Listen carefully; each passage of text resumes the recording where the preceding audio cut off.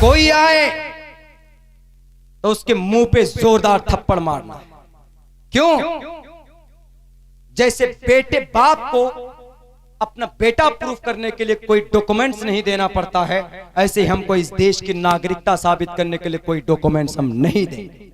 ये बात उस वक्त हमारी जारी रहेगी, लेकिन अभी प्रोटेस्ट जारी रहेगा, एहतिजाज हमारा इंशाअल्लाह जारी रहेगा।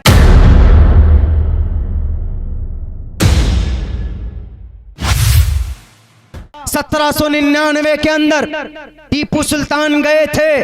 टीपू सुल्तान की जब लाश बिछ गई, उसका सर कलम कर दिया गया, तो जनरल हॉर्स उसकी लाश पर खड़े होकर कहा था, क्या से ये देश मेरा है? क्यों? हमने एक शेर हिंदुस्तान को शहीद कर दिया है। इस देश में अंग्रेज से लड़ने की बात थी तो सबसे पहले मैदान में ये कलिमा पढ़ने वाले, ये टोपी वाले, ये मुसलमान, ये ईमान वाले एक बात क्यों भूल जाते हो? एक तरफ भगत सिंह को फांसी पर लटकाया गया था, तो क्या दूसरी तरफ अशफाकुल्लाह खान के जिस्म के टुकड़े नहीं हुए थे? कहां चले गए थे उस वक्त? कहां सोए हुए थे? जब टीपू सुल्तान शहीद हो गए, तहरीक थोड़ी सी मध्यम पड़ी थी, तो 1804 के अंदर जिहाद का ऐलान करने वाला कौन? शाह अब्दुल अजीज मुहद्दिस देहलवी कलिमा पढ़ने वाला था। 1831 के अंदर सैयद अहमद शहीद रहमतुल्लाहि अलैह, शाह इस्माइल शहीद रहमतुल्लाहि अलैह गए थे कहां? बालाकोट। किस लिए? अंग्रेज के मुकाबले के लिए। 1857 के अंदर जंग आजादी की बाज़ाब्ता शुरुआत होती है। कौन थे मैदान में? मौलाना कासिम, मौलाना रशीद अहमद गंगोही, हाफिज जामिन शहीद रहमतुल्लाहि अलैह और बड़े बड़े उलमाए किराम।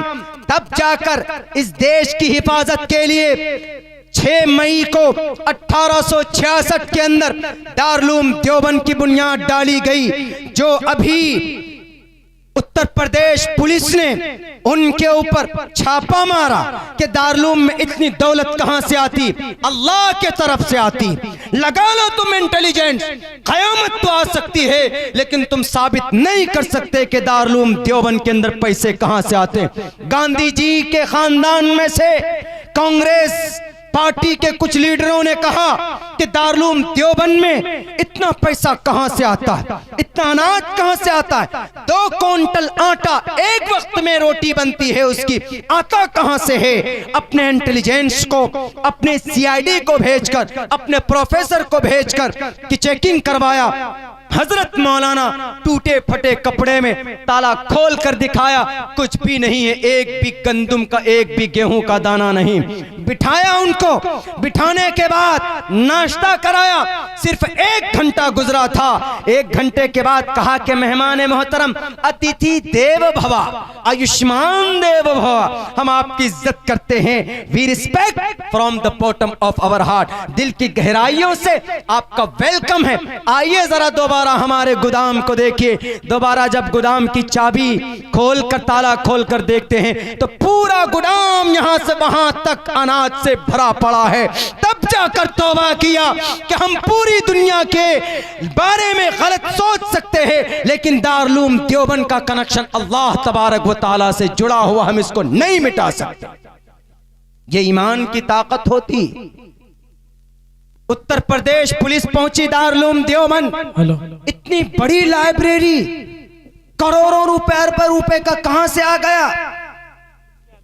उस दारुल में जा रहे हो जिसकी बुनियाद डाली गई थी इस देश को आजाद करने के लिए।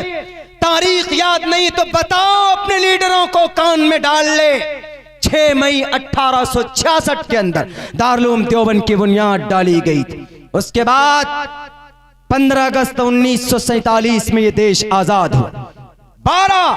1912 में तहरीक रेशमी रुमाल छेड़ी गई। किस लिए? देश को आजाद करने के लिए। 1916 में शेखुल हिंद जेल गए। किस लिए? इस देश को आजाद करने के लिए।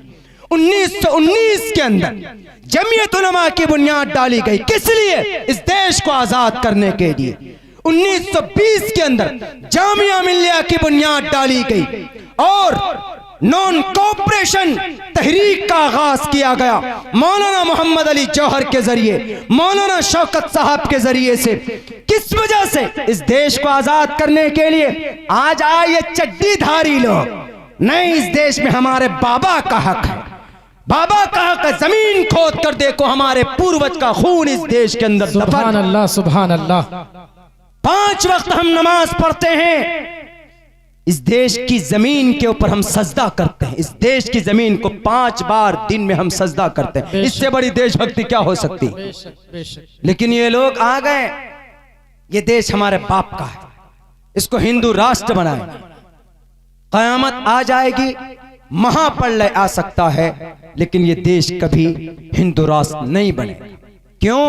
क्योंकि जिन कौम को आपने कमजोर समझा है कि नहीं हमने तो तलाक के ऊपर बिल लाया, खामोश रहे, ये लाल प्रेशर में आकर के बाबरी मस्जिद के भी फैसले करवा दिए। कर लो, जैसे अल्लाह तबारक व तआला ने काबतुल्लाह की हिफाजत की थी।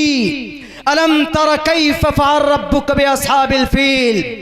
जब अबरहा आया था, अबरहा से ज्यादा ताकतवर तुम नहीं हो, लाखों का एक बहुत बड़ा झुंड लेकर आया था। आज तो हटो बचो, अबरहा जा रहा है। किस लिए? काबतुल्लाह को ढाने के लिए, अपनी ताकत के ऊपर इतरा रहा था। जैसे आज 313 सीट क्या आ गई, प्रचंड बहुमत। वी आर अ किंग, मैं बादशाह हूं, मैं खुदा हूं। खुदा सिर्फ खुदाई की, खुदा की होती है खुदाई। तुम जैसे करप्ट लोगों की, तुम जैसे शराबियों की, तुम जैसे फसादियों की खुदाई कभी भी गारंटेड नहीं हो सकती। जब अबरहा आया, हमला शुरू किया, तो अल्लाह ने कुछ नहीं किया। छोटे छोटे चिड़ियों को, छोटे छोटे परिंदों को भेजकर, अलम तरा कैफ फअल रब्बुक, तैरन अबाबील के चोंच में एक पत्थर छोटा सा सड़क के किनारे जो पड़ा हुआ होता है, AK-47 की गोली भी नहीं, 315 वाली नहीं, एक पत्थर चोंच में लेकर, पैर में लेकर, सिर्फ सर के ऊपर छोड़ दिया। जिसके सर पर लगा, सर से लेकर पैर तक सुराख कर दिया, वहीं पर गिरकर तबाह हो गया। और होगा, बाबरी मस्जिद पर बुलडोजर ले आओ तुम, सारी मशीनें फेल हो गई। बाबरी मस्जिद को तोड़ने पर तुले हुए हैं, हवन कर रहे हैं, पूजा कर रहे हैं। पूजा करो ईश्वर को खुश करने के लिए, लेकिन बाबरी मस्जिद तोड़ने के लिए तुम करोगे, कितनी बड़ी मशीन लाओगे, नहीं टूट पाएगी बाबरी मस्जिद। क्यों? क्योंकि उसकी हिफाजत अल्लाह तबारक व तआला कर रहा है। आज नारे तकबीर, नारे तकबीर।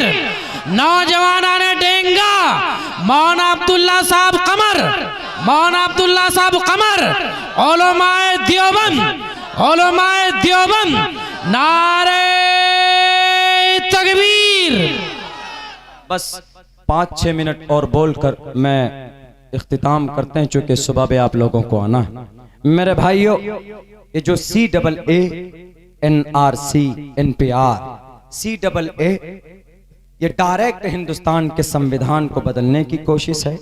हमने कई जगह YouTube के अंदर भी इसका एक्सप्लेन किया है कि इसमें पर्टिकुलर हिंदुस्तान के मुसलमानों को जबरदस्ती धर्म परिवर्तन करने के लिए या इस देश के अंदर दूसरे नंबर का शहरी बनाने के लिए यह कानून लाया गया है।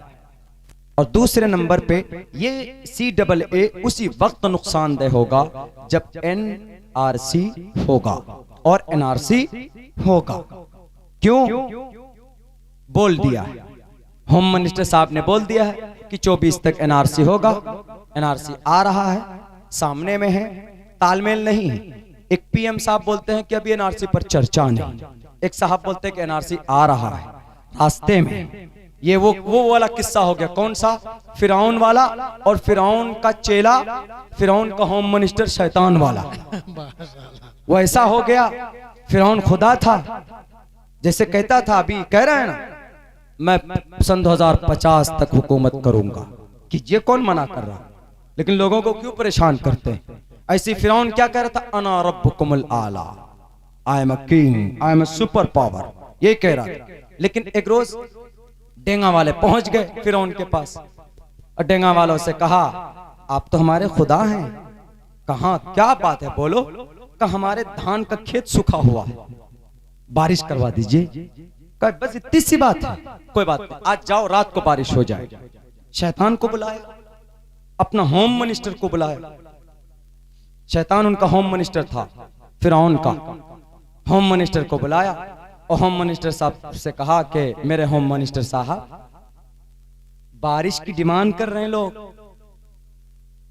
बादल के ऊपर तो मेरा कब्जा है नहीं, मैंने तो कह दिया कि मैं खुदा हूं, क्या कहने, अब होगा क्या? क्या घबराइए नहीं, हम करवा देते हैं इंतजाम।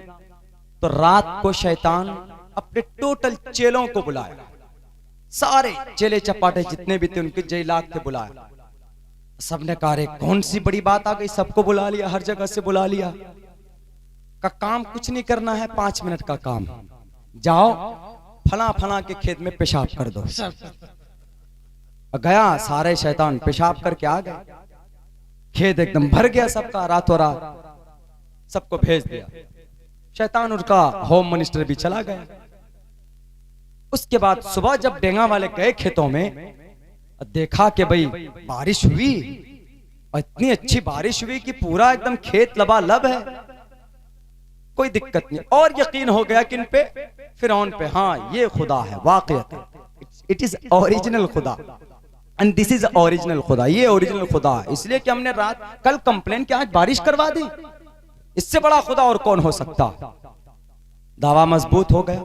लेकिन जब धूप निकली तेज और जब सूरज यहां तक पहुंचा, जब तेज धूप पेशाब पर पड़ता है उसकी बदबू आती। अब बदबू जब आनी शुरू हुई तो लोगों ने सूंघा, कहा कि भाई ये बदबू तो खेतों से आ रही है, पानी कौन सा आया? जांच करो, तो जांच किया तो बहुत ज्यादा बदबू आने लगी। तो शाम को सारे लोग पहुंचे डेंगा वाले, उन्होंने कहा कि महाराज मेरे परमात्मा, ये बारिश कैसे पानी की हुई जो बदबू आ रही है? उन्होंने कहा कि गड़बड़ी हो गई होगी केमिकल में, जाओ मैं अपने वजीर से पूछूंगा, होम मिनिस्टर से जो बारिश करवाया है, जो बारिश का मालिक है, उनसे पूछूंगा। इसलिए उल्टा पुल्टा हो गया, एक तो बोलते हैं कि एनआरसी आ रहा है, एक बोलते हैं कि एनआरसी कुछ नहीं होगा, वहां पर भी उल्टा पुल्टा हो गया। यही किस्सा सेम फिरौन का और उसके चेले। तो शैतान को बुलाया रात में, बड़े एकदम गुस्से में शैतान से कहा फिरौन ने, अरे तुम हमारी खुदाई गड़बड़ करोगे, मेरी सरकार गिराओगे तुम। कहा क्यों? कहा बारिश करवाने के लिए कहा था, कौन सा पानी लाया जो बारिश से बदबू आ रही है पानी से? उन्होंने कहा कि पेशाब का कराया था, सारे सबको बुला करके बड़ी मुश्किल से, जिसको पेशाब नहीं आता तो उसको भी जबरदस्ती करवाया, तू भी कर, भरना है, खुदाई मजबूत करनी है। तो इसीलिए हमने तो बड़ी मेहनत की, सारे कार्यकर्ताओं को, सारे वर्करों को लगा दिया, और आप भी नाशुक्री कर रहे हैं। उन्होंने कहा कि पेशाब की क्यों बारिश करवाया, पानी की नहीं करवा सकता था? बादल को ले आता पकड़ के, तो पता होम मिनिस्टर क्या कहता, जहां तुम जैसा खुदा, मुझ जैसा होम मिनिस्टर, वहां पेशाब की बारिश नहीं होगी तो क्या मन्नो सलवा की बारिश होगी? तो यही है ये देश की हालत। दोनों अनपढ़ बैठे हैं, संविधान नहीं जानते, वो सोचे भी नहीं होंगे कि अरे, वो तो ये सोच रहे हैं कि नहीं